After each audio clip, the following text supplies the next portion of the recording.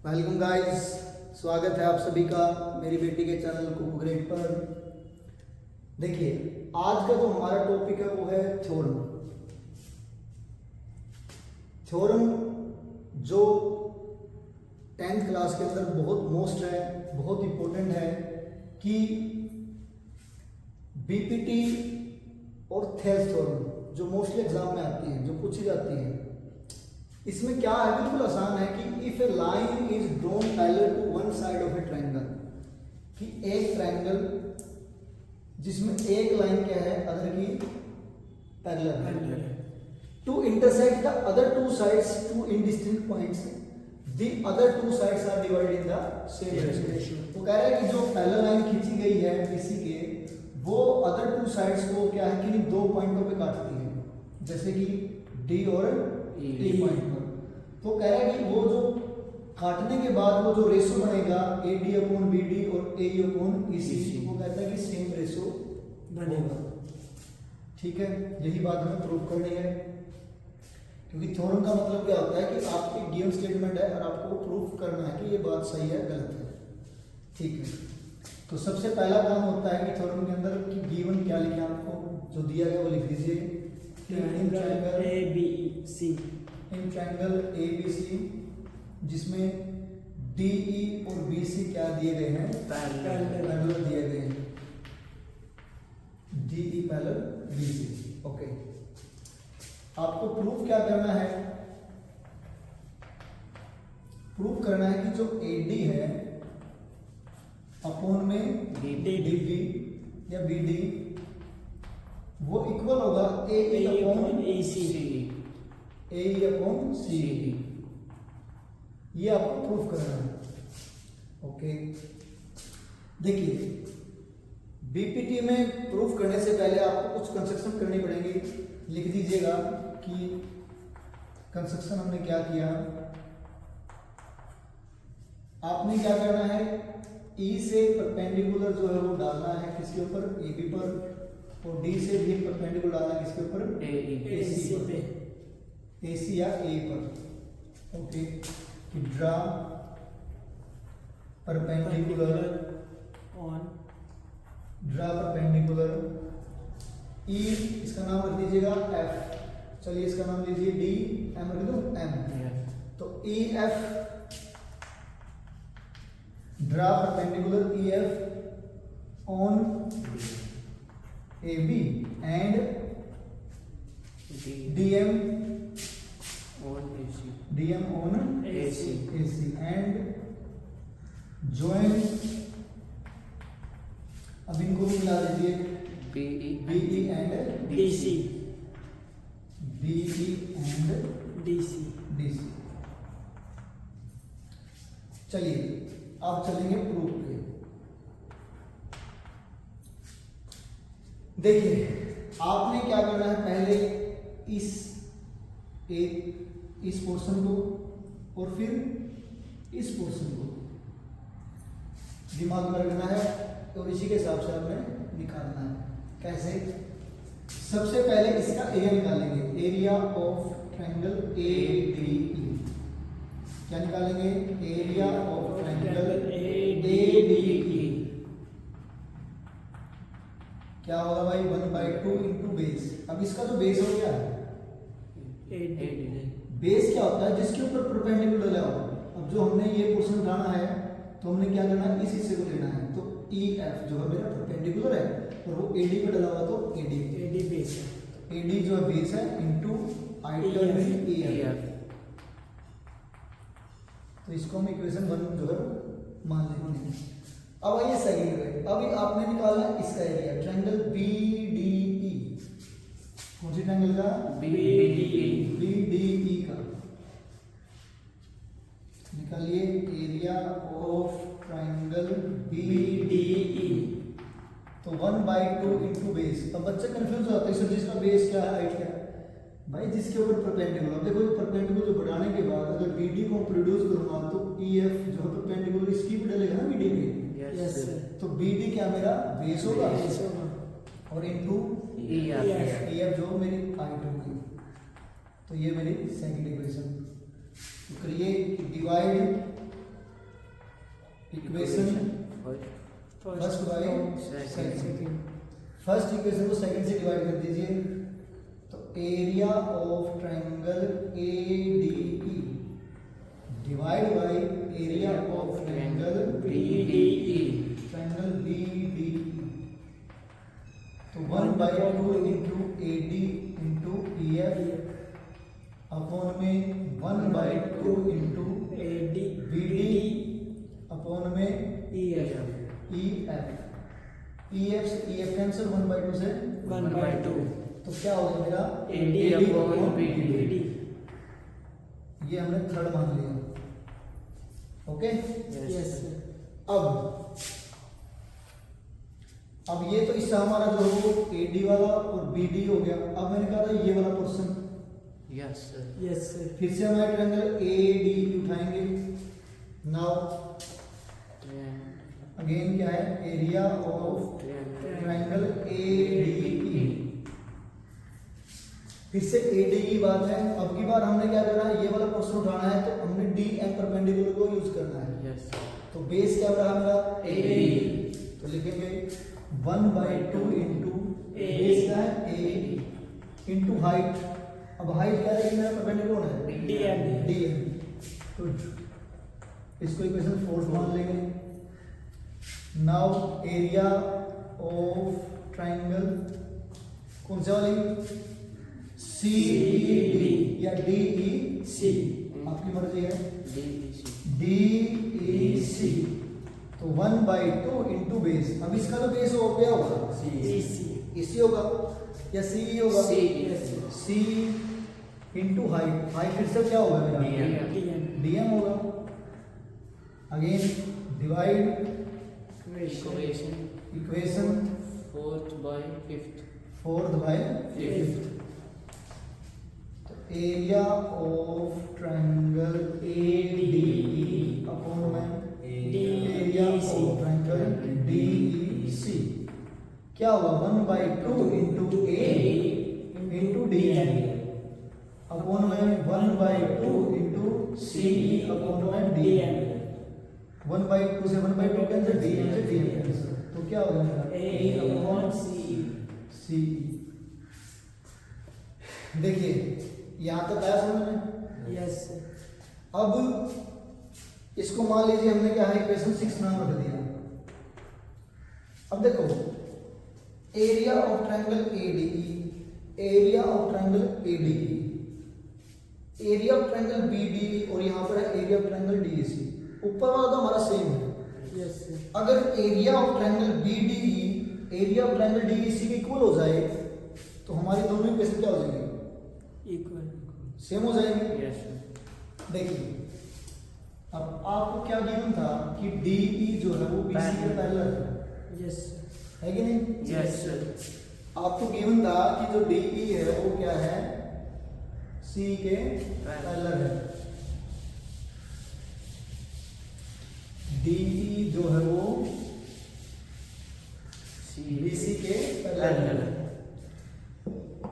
अब हमारी एक थ्योरम होती थी कि अगर आपको दो लाइन पैरेलल गिवन है और दो लाइन पैरेलल में अगर क्या है आपकी दो लाइन पैरेलल हैं और आपकी क्या बन लग रही है, दो ट्रायंगल जो है बन लग रही है, उस ट्रायंगल तो उनका जो एरिया होता था वो सेम होता था। क्या होता था, एरिया सेम होता था।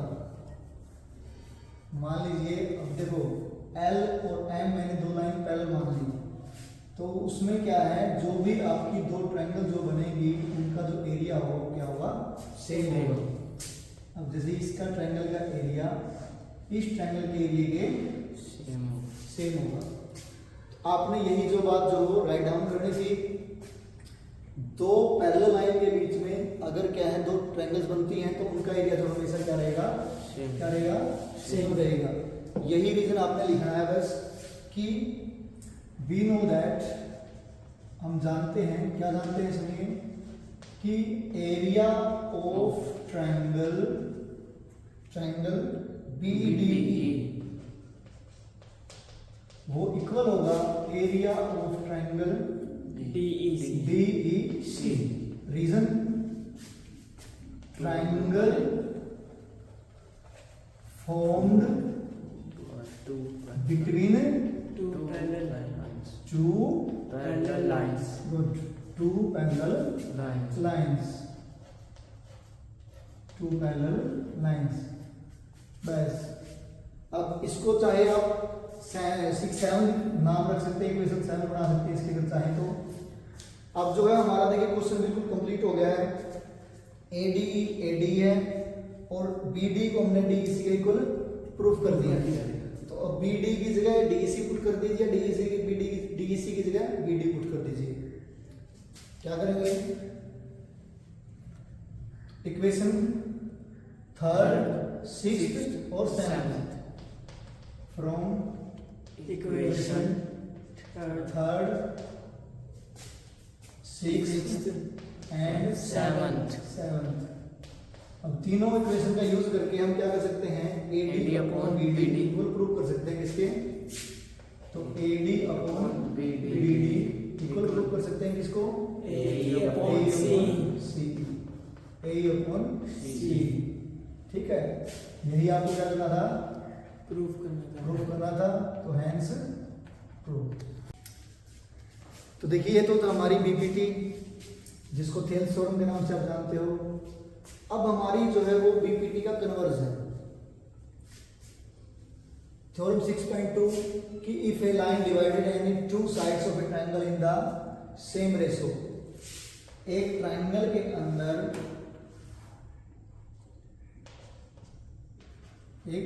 अंदर यदि एक अदर साइड क्या करती है, उसको सेम रेशो में क्या करती है? डिवाइड करती है, तो ये आपको प्रूव करना है कि वो साइड थर्ड साइड्स के पैरेलल होगी। यानी कि आपको जो गिवन है वो क्या किया इसने कि DE जो है वो अगर क्या करती है AB और AC को दो पॉइंटों पे काटने के बाद उनको सेम रेशो में डिवाइड करती है, यानी कि AD upon DB equal to AE upon EC। ठीक है, तो आपको ये प्रूव करना है कि क्या वो लाइन DE BC के पैरेलल है या नहीं। आपको क्या प्रूव करना है? DE पैरेलल है। क्या प्रूव करना है कि DE जो है वो BC के पैरेलल है या नहीं। ओके, देखिए प्रूफ से पहले आपने क्या करना, छोटी सी कंस्ट्रक्शन कर देनी है। कंस्ट्रक्शन में क्या करोगे? आपको सिर्फ एज्यूम करना, मान लेना है कि लेट्स एज्यूम कि आपने एक अदर जो है लाइन जो है वो ड्रॉ कर दी DE डैश। एज्यूम कि ड्रा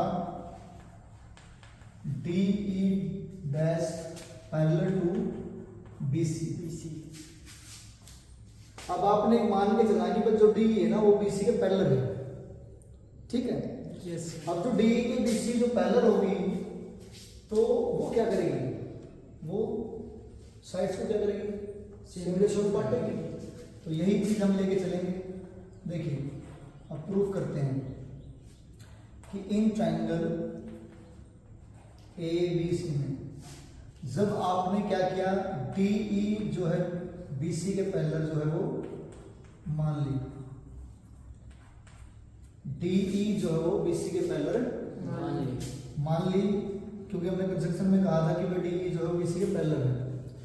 अब जो DE है BC के पैरेलल है, तो आप एक बात बताइए, तो वो क्या करेगी? उसको सेम रेशो बांटेगी नहीं बांटेगी? क्यों बांटेगी? क्योंकि बीपीटी ने यही कहा था भाई।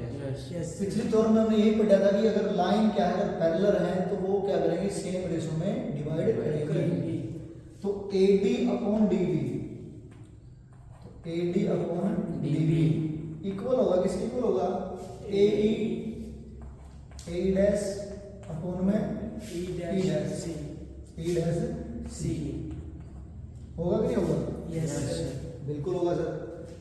अब देखिए इसको हमने इक्वेशन 1 मान लिया चलो, but AD upon DB AE upon EC ये आपको गिवन था, ये इसको मैंने सेकंड इक्वेशन मान लिया। अब जो गिवन चीज है आप उसको भी झुठला सकते हैं, क्योंकि इसने तो पहले ही बोला था कि जो AD अपॉन DB है वो AE अपॉन इसी के इक्वल है, लेकिन यहाँ हमने क्या कर दिया, AD अपॉन DB है वो किसके इक्वल कर दिया, AE अपॉन इसी के। इसका मतलब अगर AD DB AE dash E dash C के इक्वल है तो ये दोनों भी क्या होंगे, एक दूसरे के इक्वल। तो क्या करोगे कि from equation first and second, अगर AD अपॉन DB दोनों के सेम रेशियो इक्वल आता है तो क्या करेंगे, तो AE dash upon E dash C भी क्या होगा, AE अपॉन EC के इक्वल होगा। यस। इससे एक बात जो है प्रूफ होती है, क्या प्रूफ होती है कि अगर ये दोनों इक्वल हैं तो कहीं ना कहीं जो E डैश पॉइंट है वो क्या है, E पर ही कोइंसाइड है। किसके ऊपर है, E के ऊपर कोइंसाइड। ठीक है, इसीलिए E डैश जो है वो कोइंसाइड है एट पॉइंट E। अगर ये इसके ऊपर कोइंसाइड है इसका मतलब जो D है वो BC के क्या है, पैरेलल है। ठीक है, इसीलिए D जो है वो पैरेलल है BC के। Hence proof. यही आपको प्रूव करना था। तो ठीक है, इसका मतलब E डैश कोइंसाइड था पॉइंट E पे, यानी कि वो एक दूसरे के ऊपर ही हैं। तो इस प्रकार से जो है वो DE जो है BC के पैरेलल है। ये बिल्कुल आसान होते हैं, आप थोड़ा सा बस ध्यान से एक या दो बार तीन बार जब तक नहीं समझ में इसको देखो फिर समझो। फिर अगर कोई दिक्कत है तो आप कमेंट्स में मुझे बता दें। ये थ्योरम आपको बिल्कुल अच्छे से करनी है। आई होप कि दोनों थ्योरम जो है आपको आई होंगी। इसी प्रकार से मैं कोशिश करूंगा कि 10th क्लास की 9th क्लास की जितनी भी थ्योरम्स हैं वो आपको इसी तरह जो है वो बोर्ड के ऊपर जो है कराऊंगा। आप बस बोर्ड एग्जाम में गलती ना करें, ध्यान से करें, चैनल को सपोर्ट करें, लाइक करें, शेयर करें, सब्सक्राइब कराएं। Thank you.